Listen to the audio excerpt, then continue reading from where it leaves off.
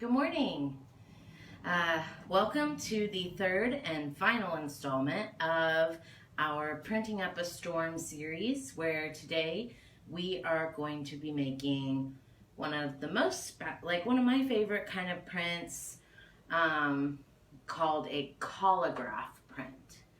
So a collagraph print is kind of like, if you look up here, you see collagraph. It kind of looks like the word collage. And that's because collage and collagraph mean similar things and they come from the same root word. Because a collagraph print is really just a three-dimensional collage that you use to print with. So let's get started. I have already made my plate just to speed things up a little bit, but I'm going to walk you through some of the materials I use so that you can create your own. So I started with a base of cardboard. You can use cardboard, you can use mat board, you can use really any kind of like pretty stiff board or even plastic. I like that cardboard has a little bit of flex, and so does mat board, so when I'm actually like pressing, I can get like a good flex on it. But you can really use any kind of hard surface. And then you just simply collage on top or add images like shapes. So each one of these shapes is raised up off of the edge. It's not flat. So it's not like magazines where you would have just paper on paper. You really want this like super textured, raised up collage. So some of the things I use the corrugation inside of my cardboard. I love using stick-on foam. You can do pre-made shapes like these flower shapes, or with my son, you can buy it in sheets and cut it out really easily with a pair of scissors. And the back, here, let me show you. The back is sticky like a sticker. So that is really great, especially for littles who are working on their scissor skills. You don't have to worry about a hot glue gun or anything. I also have some pipe cleaners that I use to make a cloud shape. And on the inside, I don't know if you can see it, but I actually, just to experiment, I added some lines. What was that?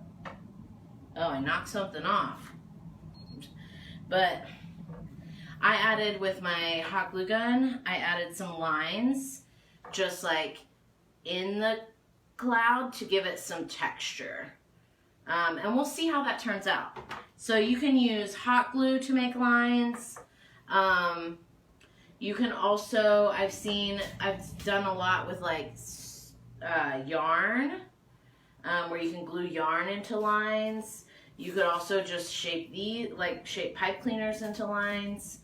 You could wrap rubber bands around your, like if I wanted to wrap a rubber band around here, it would create a line or some texture. Really, there's all kinds if you can do crunch up aluminum foil and make texture. So if I was just gonna tear a piece and then crunch it up like that, I could crunch it up so it's like still about the same height as my foam pieces, because I want everything to be kind of about the same height, so that I can kind of experiment and see how they'll print. But I could put like some textured background here with foam. I also have used bubble wrap. So this is a bubble wrap. That makes a really cool texture. And if you want to get kind of messy and more like abstract, you can, one of the things I like to do before I start sticking down my larger like foam pieces, or the things that are raised up more, is you can add, sometimes I'll mix Mod Podge and like sand, and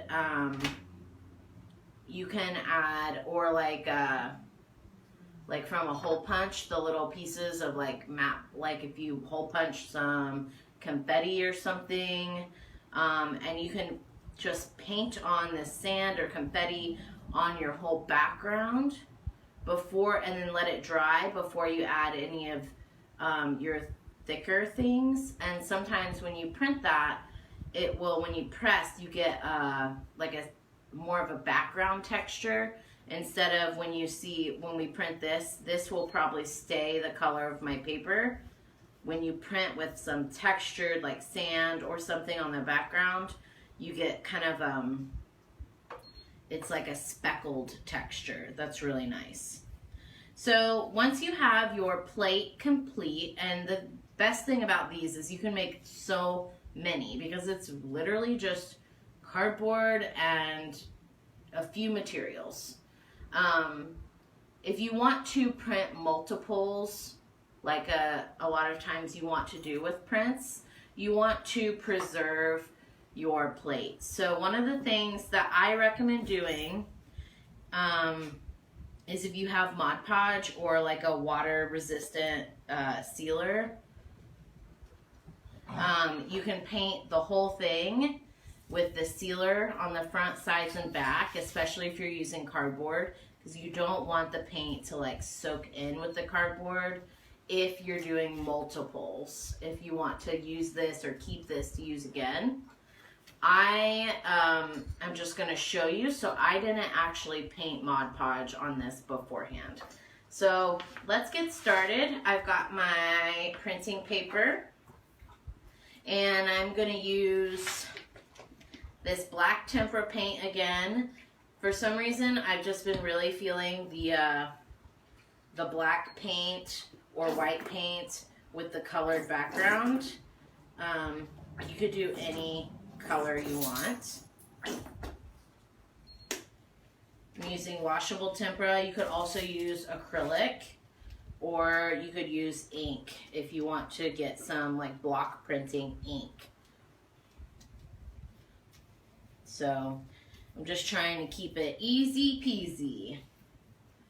So then this is, like, you'll notice my block is, I think it's kind of cute. So I've got like some cute glitter, I've got some shiny, but that's all gonna go away. So don't get too attached to the colors or whatever, because you could use like the colors that always like get left behind when you're doing craft projects, like brown or black or something. I've got my cloud is kind of hanging off the edge, and that's okay. I'm just not going to try, and I didn't want to trim it, which is fine. So I'm just not going to try and put a bunch of ink or paint over in that area. You could trim it down if you wanted to.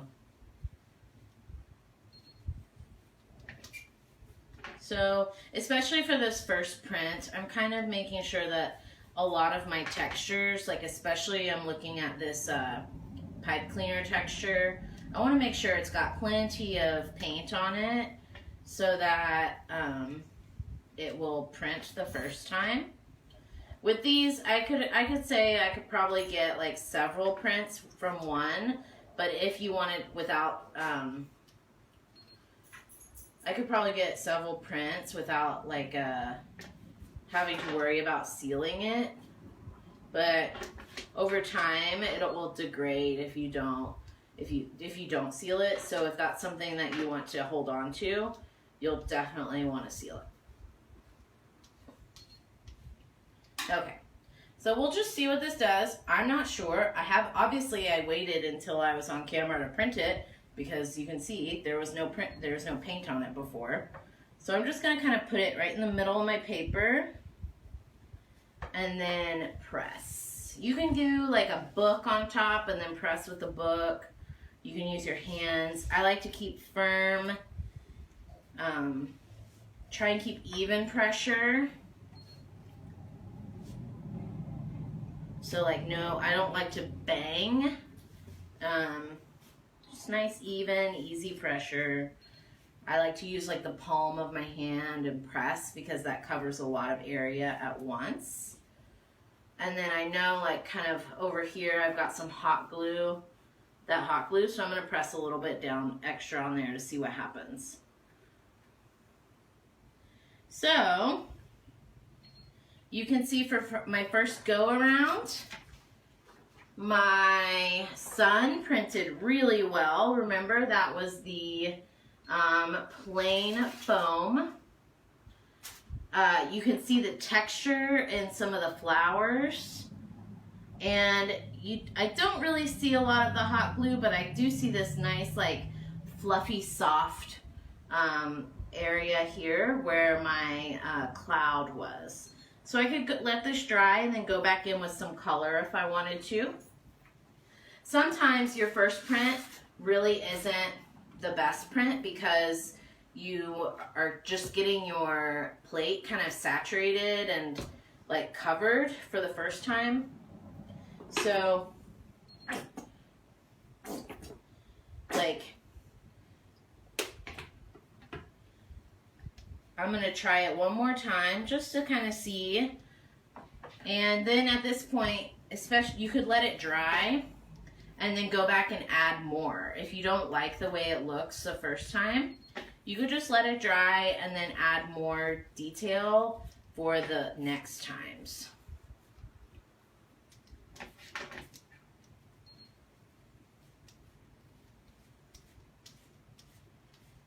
And you can see that there's way more paint on here than came up on here. And that's because of the raised texture. So I'm gonna drop it back down again. And press. I might press a little bit more, knowing that it was kind of hard for me to get my cloud texture. So I might press where my cloud is. And then a little bit here where my flowers are. So that's kind of the nice thing, is you can really just kind of go for it and see what, like, your first is like an experiment, so you can kind of see what you need to press or what's coming up well and what's maybe not. So with this one, I definitely got better cloud coverage. Like, there's more of a distinct line where the cloud is. My sun still came out really great, my grass, and then I can just like go back in and fill in with my flowers. It looks like maybe my flowers were maybe over here. My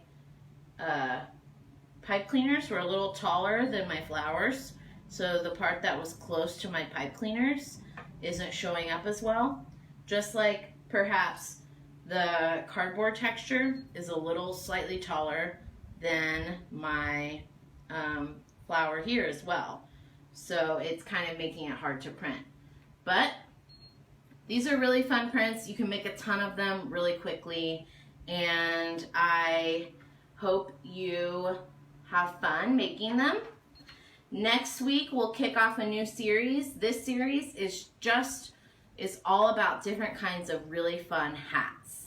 So second Saturday in September is going to be Hatter Day, where we all wear our most fabulous, fun, funky, kind of kooky hats, and we're going to have a lot of really fun activities that day. And so for the next 3 weeks, I'm going to show you some really easy and fun ways to make some really cool hats that you can wear to our Hatter Day on second Saturday in September. So I will see you next week. I'll be wearing my most glamorous, I'll be making, I don't know if I'll wear a hat. I might. But we will make a really fun hat for Hatter Day. So I will see you all later. Have a great week.